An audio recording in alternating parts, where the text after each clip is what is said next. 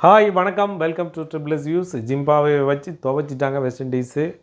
உண்மையிலே செமையான match. Run ரேட்டில் எங்கேயோ போயிட்டாங்க.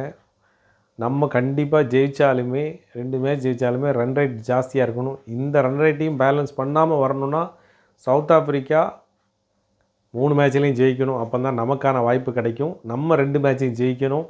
நல்ல ரன் ரேட்டும் வேணும். இதுதான் நமக்கு ஒரு 50-50% தான் சான்ஸ் இருக்குது. நம்ம வந்து அரையிறுதி போட்டிக்குள்ளே நுழையிறதுக்கு. இதுக்கிடையில் பாகிஸ்தான் விஸ் இங்கிலாந்து இன்றைக்கி நடக்குது. இன்றைக்கி பாகிஸ்தானுக்கு ஒரு முக்கியமான மேட்ச்சு. கண்டிப்பாக ஜெயிச்சே ஆக வேண்டிய மேட்ச்சு. அந்த அளவுக்கு பாகிஸ்தான் இருக்குது. பாகிஸ்தானுக்கு வந்து ஓரளவுக்கு இன்றைக்கி வந்து உள்ளே போகிறாங்களா அப்படிங்கிற லெவலுக்கு இன்றைக்கி தெரியக்கூடிய வாய்ப்பாக இருக்கும்.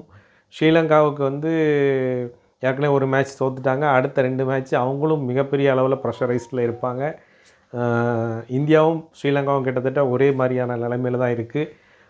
வரக்கூடிய மேட்ச் வந்து பயங்கர விறுவிறுப்பாக இருக்கக்கூடிய மேட்சாக இருக்குது. எல்லா மேட்சும் நேற்று நீங்கள் வந்து வெஸ்ட் இண்டீஸ் பார்த்தீங்கன்னா அந்த அட்மையரை வச்சு வெளுத்து தள்ளிட்டாங்க.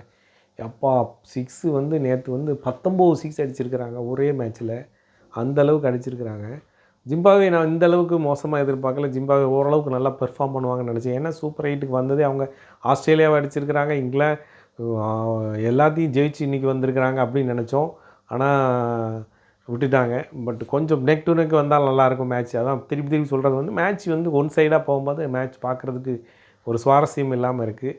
வரக்கூடிய மேட்ச் வந்து 26 நமக்கான மேட்ச் இருக்குது. இந்தியா டீமில் சேஞ்சஸ் இருக்குன்னு சொல்கிறாங்க.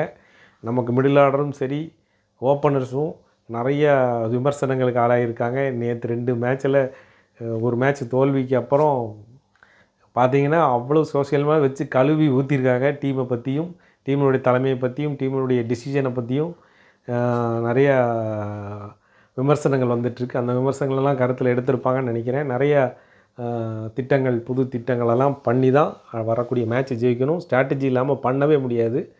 அந்தளவுக்கு ஒவ்வொரு டீமை பற்றியும் முழுக்க அனலைஸ் பண்ணி நம்மளை நல்லா அனலைஸ் பண்ணி தான் சவுத் ஆஃப்ரிக்கா ஜெயிச்சது. ஒவ்வொரு விஷயத்தையும் ஒவ்வொரு பேட்ஸ்மேனையும் எந்த அளவுக்கு ஹேண்டில் பண்ணணுங்கிறத அழகாக பண்ணாங்க. அந்தளவுக்கு சவுத் ஆஃப்ரிக்கா நம்மளை வந்து உற்று கவனித்து பிளான் பண்ண மாதிரி நம்ம வரக்கூடிய மேட்சை பண்ணால் தான் உண்டு. இல்லைன்னா அன்றடை கட்டிட வேண்டியதான். பார்ப்போம் இந்தியா எப்படி வருதுன்னு பார்ப்போம். நாளை சந்திப்போம். நன்றி, வணக்கம்.